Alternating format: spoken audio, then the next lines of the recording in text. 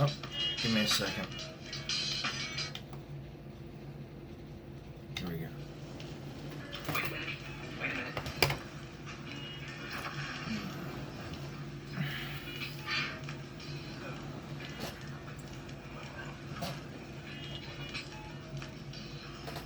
You know, this is, excuse me, a damn fine cup of coffee.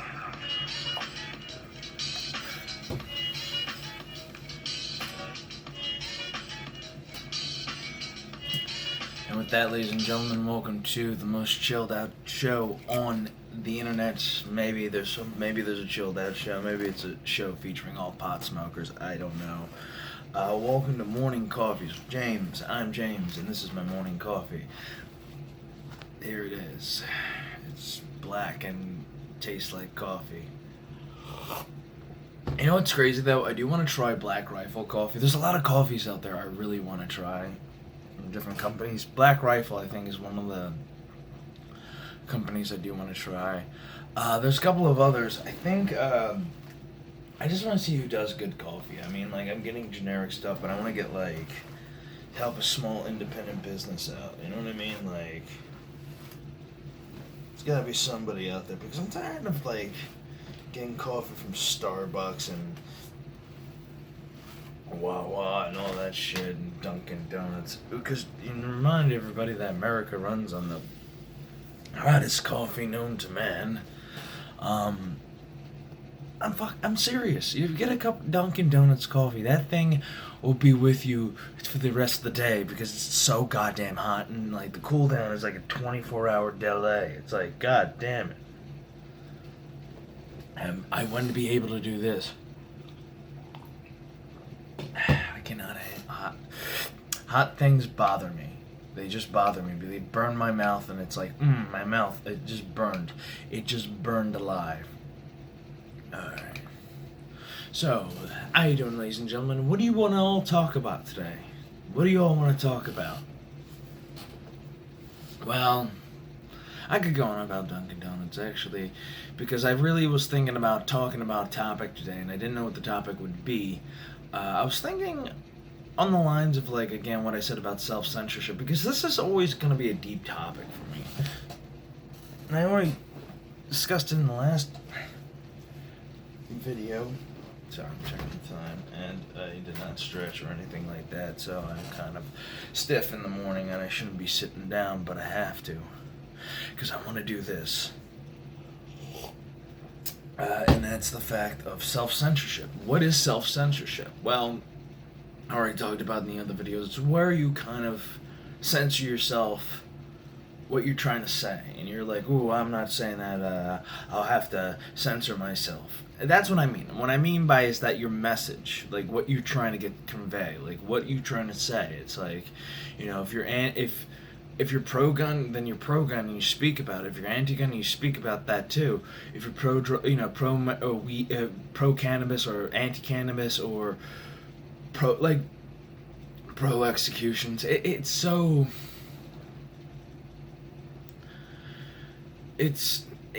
Again, if you have something to say, don't silence yourself. Say something. Say something about what your topic wants to talk about. If you're public about, I think a lot of people are anti public execution. Whoa.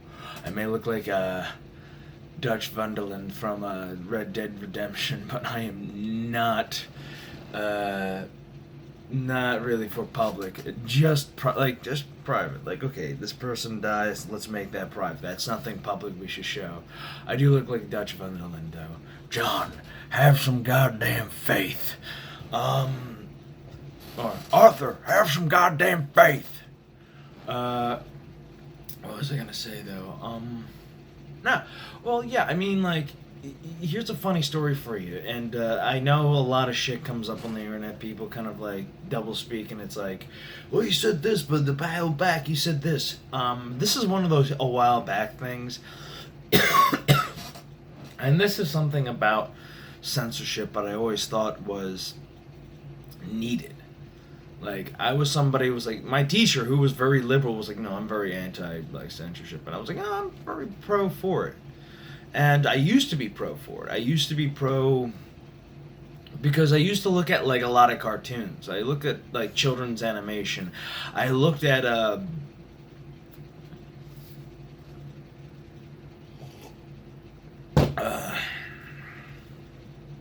I looked at a lot of like cartoons. My thing about cartoons is that I'm somebody who's like a connoisseur when it comes to children's entertainment. If the like, I want to see what kids are watching to see like if this is good for them, if this is something that they enjoy, this is something that's like gonna last with them. Like I remember a lot of good cartoons that lasted with me, and a lot of shitty ones did too. But like the good ones usually stuck out the most. Hey Arnold, I usually come back to that because that one is a little deep. Rugrats, another one. Ren and Stimpy, Rocko's Modern Life, that was a deep one. Doug, trying to think more. The Wild Phone Berries. Rocket Power. Those were good cartoons. All of them were good cartoons on Nickelodeon. And I can remember the ones on Cartoon Network. Ed and Eddie, Powerpuff Girls, Johnny Bravo, Cowboy Bebop. That's an anime, but like you get the idea. There's so many. Oh god damn. Oof. I might have to get another cup of pause this for a second, get a cup of coffee. But my point is about that censorship in its rawest form, like say for example, self-censorship. I think I thought it was better because, and hear me out when I say this. When you're back, like take a cartoon back in the 90s, they were censoring, they were making sure that everything was, not too extreme for kids, too extreme for kids. It's like, and a lot of animes, if you look at the 90s cartoons, were always pushing the envelope of what you can see. They were always kind of drawn on the line there, like you can't get away with that. Like, they got away with a lot of things back in those days, like drugs and alcohol, this or that, like, and a lot of shows showed the downside of that, or like had like they would self-censor themselves, and this is where I thought it would be a cool idea, or you could be like, well, you can't show drugs or alcohol unless you're doing like a message, and it's like, okay. And the last time like something like that happened, you had All-Star Cartoons to the Rescue, which was one of the biggest anti-drug PSAs ever. Fuck Marvel's Endgame. You had fucking, the Smurfs with Slimer from the real Ghostbusters. You had the Looney Tunes in there. You had the Ninja Turtles. The Muppet Babies. Like, oh my god. And it was an anti-drug thing. Like, if you've ever watched it, there's a surprising scene, and this was like the worst one in my mind. This was like, because it kind of was like these. If you think about the Looney Tunes, are the biggest hypocrites when they tell you don't do drugs and alcohol. It's like, fuck you. I've seen what you did back in the day. I've seen what you did. I did. But it was one of the worst. The Nostalgia Critic did a review of it. If you don't like the Nostalgia Critic, or you do like the Nostalgia Critic, I recommend going seeing that his first video. It's the funniest one in my mind because it's like this was like his startup, and I feel like this is what he started to do. Like this is like he was funnier back in the day. I believe because he didn't need all those like gadgets. He didn't need like a green screen or anything like that. And yeah, he's kind of using them in a poorly way. I feel bad for like Tamara and Malcolm because it's like they're wasted potential. Like instead of just like nihilistically breaking down every movie, I feel like he doesn't do like just nihilistically break every movie down, but it's like, why nitpick at shit that's like already like not that bad? Like I can excuse a movie that's like, for example, one of my favorite post-apocalyptic movies that is so fucking beautiful is Six String Samurai, and I use the word beautiful to describe a movie that like kind of hits all the notes that I like. Like, did it entertain me? Yes. Did it have some weird kind of message or story to tell? Yes. That was based off of something older? Yes. Did it have a mythos? Yes. Did it interest me? Yes. Then if it did, it did. I mean, again, it's the same. Like, the reason why I didn't hate this movie to Oblivion is because I didn't think it was a bad movie. I think it was a great idea for a movie. Was the execution there? No. It was sloppy. It was a sloppy mess. But for a movie about supervillains, I wouldn't expect any less because, again, it's a movie about supervillains. So it's like, given. So, yeah. But yeah, back on the self-censorship.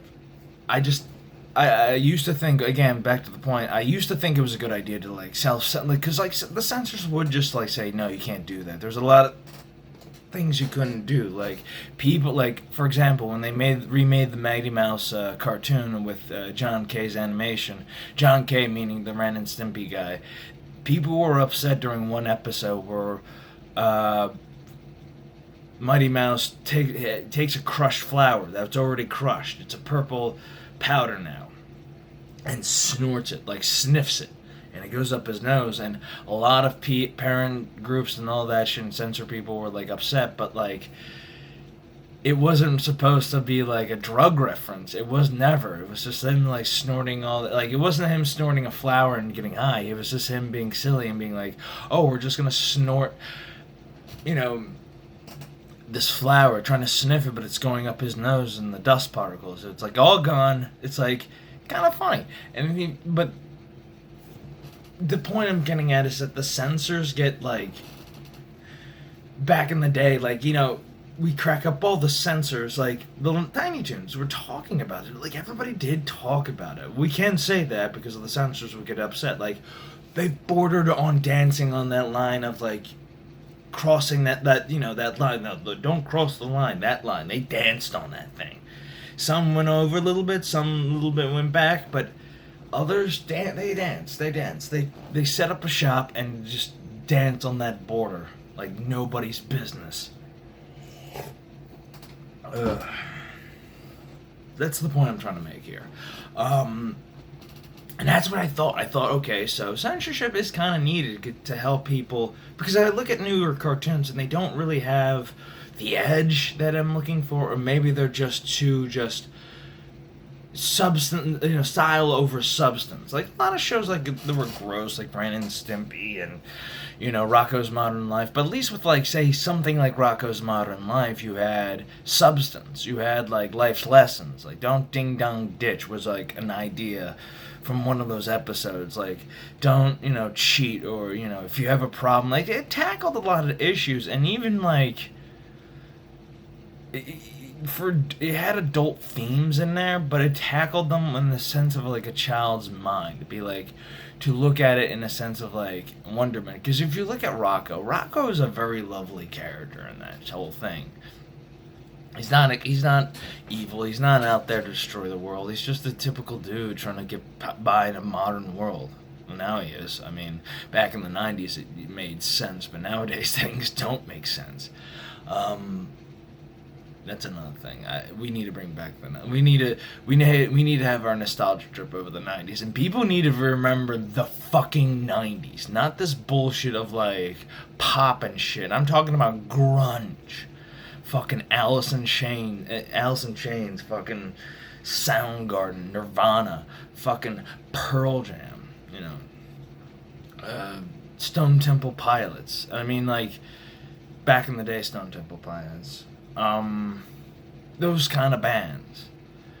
Gangster rap back in the day with Tupac Shakur and fucking, the West Coast, East Coast thing, the Tupac and Biggie. Those kind of music. You're like, we need to bring that back. If we want to do the nostalgia tripping, which I don't think will never end, because we still got the 2000s and people are kind of creatures of habit when it comes to the retro stuff, because it's like, I do feel like the 80s are not going to be as popular anymore, and it's going to be all about the 90s. Like, it's going to be about the 90s. It's kind of is, but nobody has respect for the 90s. I'm like, it's the 1990s, dude. Come on now. You gotta have respect. You gotta have respect for like the 1990s, like the late 90s. Those were like wild times. Wild times. Like the 90s were like basically the morning after the 80s, and you basically were broken. You had to get like ripped jeans and look dirty a little bit. So yeah. All right. That's my video for the. Wait, I haven't talked about censor. Why I haven't changed it. Well, again, my teacher was kind of disappointed in me, but I kind of like didn't make any sense because I thought about it in an artistic way, like having restrictions or having like, because today's cartoons don't have the substance. Like that's what I'm gonna get to the point of. This is why I needed to do this longer. And I keep going off track too. So the 90s, like the self-censorship, like I thought, because most cartoons don't have that style and like substance anymore, and they're just too much in that like Ren and Stimpy, SpongeBob SquarePants, Grossovision,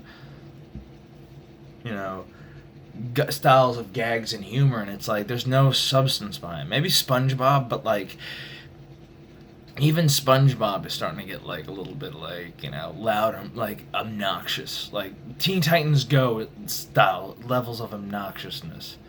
Even that show, I don't see like what's the educational value. It's like, it's like why you what are you teaching kids on that show? Like parents need to look at what they're watching. Like parents used to watch Tiny Toons with their kids, like. That's why those adult jokes were in there, and that's why it made it so good, because everybody could watch this. They didn't make people this is the thing. When people made cartoons back in the 80s and especially the 90s, they were not making it just for kids. They were making it for adults. They were making it for you or me, people who wanted to be entertained. Why do you think why do you think the 1992 animated series of Batman was so good? Why do you think that was watchable? Why do you think it's so like ingrained in society's memory? That particular cartoon. If you go and type up, Batman fan art, most of them are going to be of the animated series because of how good the style was, how good the voice acting was, how good every fucking story was good, how delivery of every story. That's why it was so good. Now, if you look at every cartoon nowadays, it's just shit. It's absolutely shit. And, again, when it comes back to self-censorship, I thought, again, you needed some kind of restriction. You needed somebody to tell you, no, you can't do that. And you had to figure a way to be like, oh, I'm not really doing it. I'm just saying the word pussy. Willow? Like, shit like that. Shit like that. If you've ever seen Howard Stern's Private Parts, that's one of the jokes in the movie. But yeah, that's my review. That's my whole thing about self-censorship. I thought was kind of cool. I thought, okay, the self-censorship. And then I realized, oh, that's what he means by self-censorship. He means people just silencing their own message. Oh, okay. That's what that's what I was worried about. That's what I'm always worried about. Okay. I didn't know. I was a fool when I was younger. 10 years ago, let me put it that way. So, because I didn't know what the fuck, like, global, like, what do you mean self-censorship? Everybody has a right to voice their opinions. I mean, like, I used to think, like, the Republicans were the party of, like, the dad. Like, yeah, it was, because it wasn't trying to be cool. But realizing, like, the Republican Party is the party of the dad, because it's like, come on, you need somebody. Okay, but anyway, that's the end of my video. I hope you got what I was saying about self-censorship. I thought it was a good idea for artistically, but I was like, oh, no. I was wrong, and I was foolish to think like that. So, I'll see you guys in the next video. Take care, love you, bye-bye. And remember, don't ever self-censor yourself. And also, learn some new things. Go out there. Go see some stuff. Get a different point of view of things. Bye-bye.